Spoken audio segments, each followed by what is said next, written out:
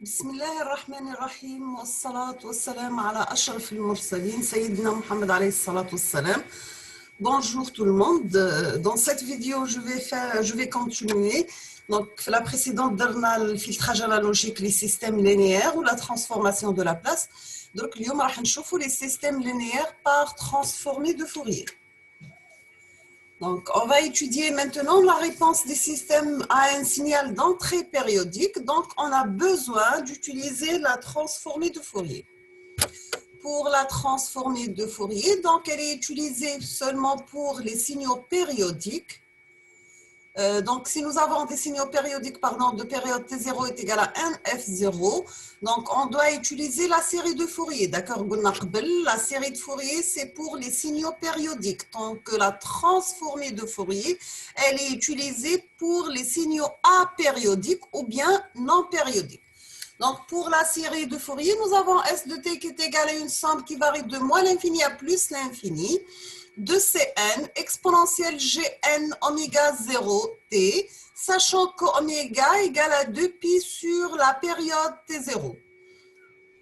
On va calculer les coefficients Cn de la série de Fourier. Donc, ce sont des coefficients complexes. Donc, c'est un intégral de moins l'infini de moins t0 sur 2 jusqu'à plus t0 sur 2 de notre signal S de t multiplié par exponentielle moins Gn oméga 0 t dt. On va prendre un exemple, un créneau de période t0. Donc, c'est une fonction rectangulaire, périodique. La période elle est t0. Donc, si on va calculer les coefficients C0, Cn, on va commencer par C0, c'est 0,5. C1, c'est 2 sur pi cosinus oméga 0t. C2, c'est 2 sur 3 pi cosinus 3 oméga 0t. Ainsi de suite. Maintenant, pour calculer la série de Fourier d'un signal créneau de période T0, on trouve ce signal.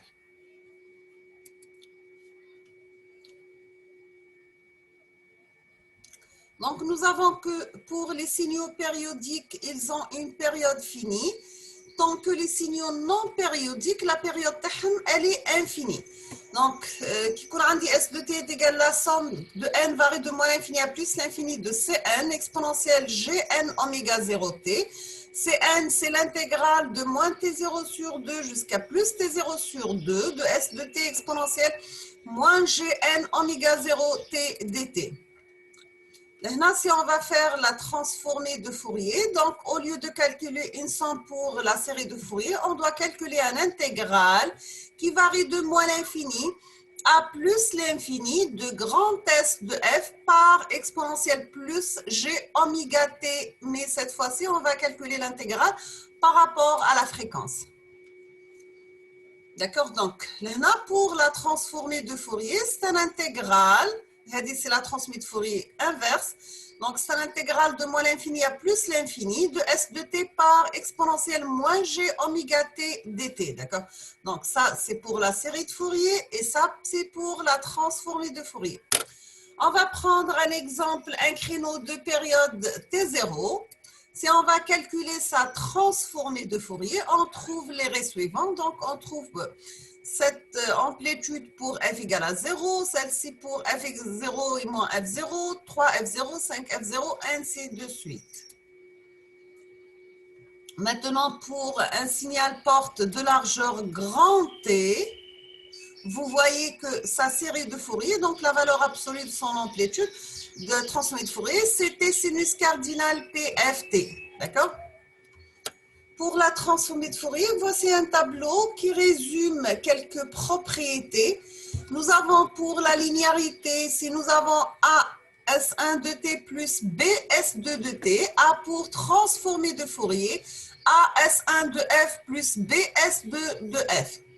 La dérivation temporelle, donc j'ai S' de t, c'est la dérivée par rapport à t de S de t, donc c'est G oméga grand S de f. Maintenant, pour la convolution, j'ai S1 convolué avec S2 de t, c'est grand S1 de f par S2 de f. Si j'ai un produit simple في domaine temporel, ça devient un produit de convolution في domaine fréquentiel. Et tout à fait l'inverse. Si j'ai un produit de convolution temporelle, ça devient un produit simple fréquentiel. Pour l'impulsion de Dirac, elle a pour transformer de Fourier égale à 1. La pénie de Dirac qui est égale à la somme de Dirac de t moins nTe est égale à, pour transformer de Fourier, 1 sur TE, la somme pour n varie de moins l'infini à plus l'infini de Dirac de f moins n fois 1 sur TE. Maintenant, pour S de t moins t0, donc j'aurai sa transmise de Fourier, c'est le retard à moins t0, donc il y sous forme d'exponentielle, moins g oméga t0, donc on garde le signe moins, de S de f. Par contre, ici, S de t multiplié par exponentielle plus g oméga 0 t, ça devient un moins de la transmise de Fourier de S de f moins f0. Maintenant, si on va appliquer la transformée de Fourier pour les systèmes, si nous avons n'importe quel système avec une entrée E de t et sa sortie c'est S de t. Toujours, il peut être représenté par une équation différentielle de cette forme.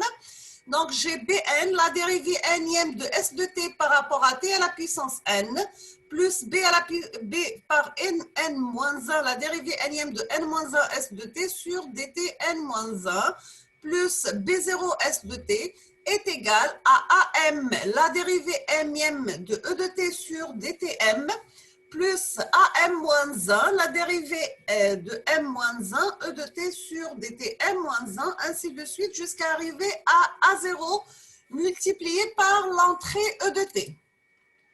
Maintenant, si on va appliquer la transformée de Fourier, on aura l'équation suivante. Ça sera Bn g oméga à la puissance n S de f plus n-1 g oméga à la puissance n-1 S de f, ainsi de suite jusqu'à l'arrivée de B0 S de f qui est égal à AM g oméga à la puissance m par m E de f plus AM-1 g oméga n-1 par E de f, ainsi de suite jusqu'à A0 E de f.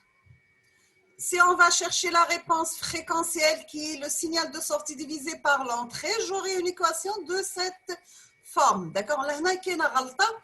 ما عنديش le m. D'accord? Là, il y a une غلطة في la partie. Le m, هذا ما existiش. D'accord? Donc, elle est obtenue en remplaçant P par G oméga dans la fonction de transfert opérationnel اللي شفناها في الكور اللي فات, la vidéo اللي فاتت, pour la transformée de la place. Donc, on aura pour la transformée de Fourier H de f qui est égal à S de f sur E de f est égal à AM G oméga à la puissance m plus AM moins 1 G oméga à la puissance m moins 1, ainsi de suite jusqu'à arriver à A0 sur E de f qui est égal à Bn G oméga n, Bn moins 1 G oméga à la puissance n moins 1 jusqu'à B0. On appelle ça une réponse fréquentielle. Donc, notre système qui a une entrée E de t, sa sortie, ça sera E de t multiplié par la réponse temporelle, bien sûr, ou la réponse H de t. Si on va appliquer la transformée de Fourier, donc un produit simple, produit de convolution, pardon, ça devient un produit simple de E de f par la transformée de Fourier de H de t qui est égal à H de f. Donc, on aura que H de f sera la transformée de Fourier de H de t. D'accord? Donc, la réponse fréquentielle, c'est la transformée de Fourier de la réponse impulsionnelle. On va appliquer notre transformée de Fourier pour un circuit qui a pour entrée E de t. Donc, c'est un circuit RC. Le signal de sortie est récupéré aux bornes du condensateur. Donc, on va calculer sa réponse fréquentielle de ce système. Nous avons toujours le domaine temporel, l'entrée moins la sortie. Donc, il y a la boucle هادي ou la maille هادي. Ça sera la valeur de la résistance fois le courant qui circule. D'accord? Et le courant I, c'est le condensateur par la dérivée de S par rapport à T, donc pour transformer de Fourier. Donc, j'aurai E de F moins S de F qui est égal à la R parce que c'est une constante, I de F. Et I de F de cette formule, c'est G oméga S de F, sachant que l'impédance ZC est égale à 1 sur GC oméga. Donc, j'aurai le signal d'entrée moins le signal de sortie est égal à RC G oméga par S. On va sortir S sur E qui est égal à H. Donc, j'aurai une équation de la forme de 1 sur 1 plus GRC oméga. D'accord?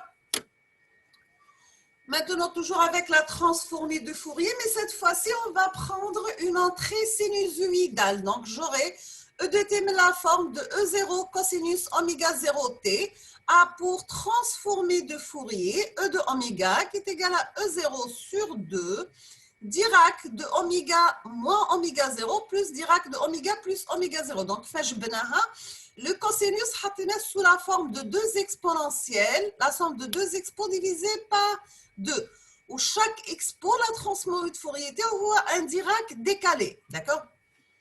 Donc, si on va calculer la réponse à cette entrée, donc j'aurai S de oméga qui est égal à l'entrée E de oméga par H de oméga.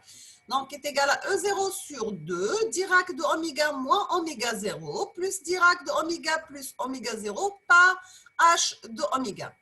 Donc, j'aurai S de oméga qui est égal à E0 sur 2, H oméga 0, Dirac de oméga moins oméga 0, plus H de moins oméga 0, Dirac de oméga plus oméga 0. Donc, j'aurai H de oméga 0 égale la valeur absolue de H oméga 0 par l'exponentielle. J'ai la phase par rapport à oméga 0. Et toujours, nous avons, si on va remplacer oméga 0 par moins oméga 0, donc on garde la valeur absolue telle qu'elle est, mais le signe moins apparaît la phase, donc j'aurai exponentielle moins g phi de oméga 0. On va remplacer, donc j'aurai S de oméga qui est égal à E0 sur 2 par H oméga 0. Donc, je vais multiplier par exponentielle G oméga 0. Donc, j'aurai exponentielle G oméga 0 par Dirac de oméga moins oméga 0 plus exponentielle moins G oméga phi de oméga 0 par Dirac de oméga plus oméga 0. Donc, je peux sortir H de oméga 0 comme facteur, parce que ça existe les deux termes. Donc, ça reste que S de oméga égale E0 sur 2 par la valeur absolue de H de oméga 0 par exponentielle G phi oméga 0 Dirac de oméga moins oméga 0 plus exponentielle moins G phi oméga 0 par Dirac de oméga plus oméga 0. Maintenant, si on va appliquer la transformée de Fourier inverse, donc j'aurai le signal S de t domaine de sortie domaine temporel égale à E0 sur 2, la valeur absolue de H de oméga parce que c'est une constante, d'accord? Exponentielle G oméga 0, c'est une constante, elle reste telle qu'elle est. Mais Dirac de oméga moins oméga 0 a pour transformée de Fourier inverse exponentielle G oméga 0t plus, pour moi, c'est une constante, le Dirac de oméga plus oméga 0 a pour transformée de Fourier inverse exponentielle moins G oméga 0t. Donc, j'aurai S de t, mais la forme de la somme de deux expos divisé par 2.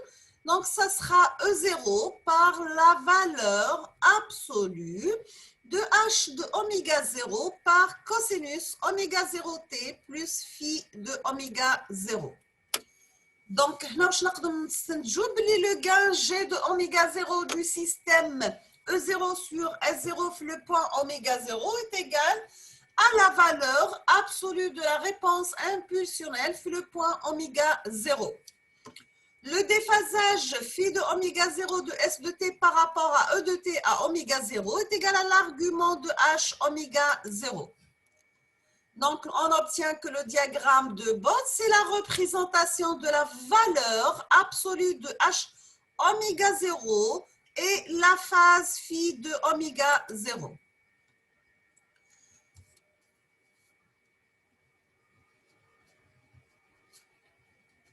Maintenant, on va voir le diagramme de Bode.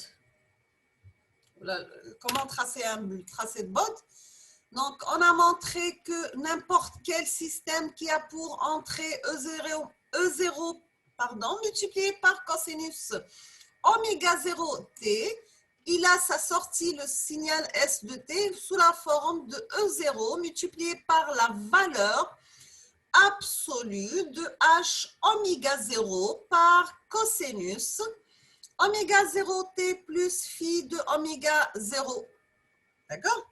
Le gain G de oméga 0, où il y a la valeur absolue à H oméga 0. Et le déphasage de S de t par rapport à E de t égale à phi de oméga 0, donc est égal au argument de H oméga 0. Donc, là, on obtient que le diagramme de Bode, c'est la représentation de logarithme base 10 de la valeur absolue de H de oméga et de la phase phi de oméga. On va prendre un exemple pour un filtre du premier ordre qui a pour réponse impulsionnelle H de oméga sous la forme H de oméga est égal à 1 sur 1 plus G oméga par tau. Donc, j'aurai le gain en décibels de oméga, c'est 20 log décimal de la valeur absolue de H de oméga. Alors, il faut la valeur absolue, il y a la partie réelle au carré plus la partie imaginaire au carré, tête la racine, d'accord? Et phi de oméga égale moins arc tangente oméga tau divisé par 1. Donc, c'est la partie imaginaire divisée par la partie réelle. Donc, j'aurai le gain en décibels de oméga égale 20 log décimal de la valeur absolue de H de oméga qui est égal à 10 log décimal de H de oméga en valeur absolue élevée au carré qui est égal à 10 log décimal de 1 sur 1, la partie réelle au carré, plus la partie imaginaire au carré. Donc, j'aurai le gain en décibels, c'est moins 10. Donc, parce qu'on dit 1 sur, on va mettre le 1, on mettra le moins, ça sera l'inverse. Donc, ça sera moins 10 log décimal de 1 plus oméga tau élevé au carré. C'est quoi le comportement asymptotique?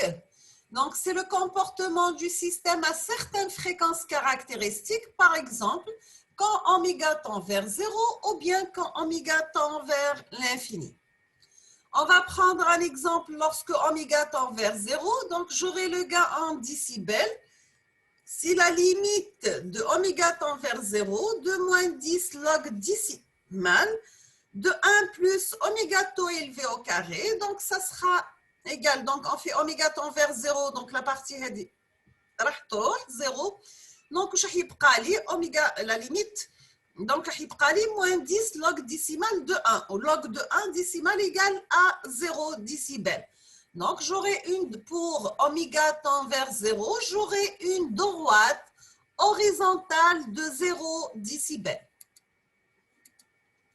Maintenant, on va étudier le cas quand oméga tend vers l'infini. Donc, j'aurai que la limite de moins 10 log décimal de 1 plus oméga tau élevé au carré quand oméga tend vers l'infini est égal à moins 10 log décimal de oméga tau élevé au carré. Donc, le carré, c'est moins 20 log décimal de oméga tau. Là, je vais, donc, le produit de log, ça sera la somme des logs. Donc, j'aurai la limite de G en décibels quand oméga tend vers l'infini égale moins 20 log de oméga, moins 20 log de tau. Maintenant, si on va prendre oméga tend vers 10 oméga, donc nous avons que moins 20 log d'oméga tend vers moins 20 log 10 oméga. Donc, c'est moins 20 log oméga moins 20. D'accord? Là, donc, j'aurai une droite de pente moins 20 décibels par décade, d'ordonnée à l'origine moins 20 log de taux.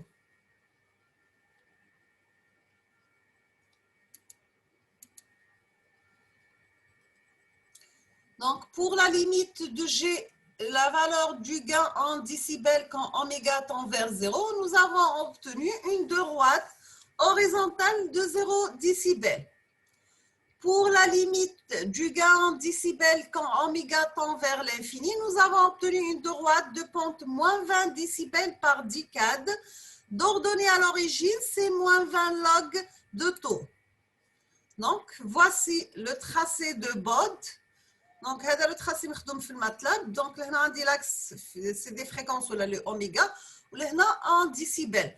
Donc, on trouve le gain en décibels quand oméga tend vers 0, il est tracé le vert. Ou quand oméga tend vers l'infini, il est tracé l'orangé. D'accord? Ou c'est la courbe réelle le rouge normalement. Donc, ça, en vert, c'est le gain à 0 décibels. Et ici, c'est le gain à moins 20 log décimal de oméga tau au carré. Là, on trouve que les instantes se croisent lorsque moins 10 log décimal de oméga tau élevé au carré égale à 0, c'est-à-dire lorsque oméga égale à 1 sur tau. C'est ça le point. Égale à 0. Donc, si on va calculer le gain pour oméga égale à 1 sur tau, on trouve qu'il est égal à moins 3 décibels.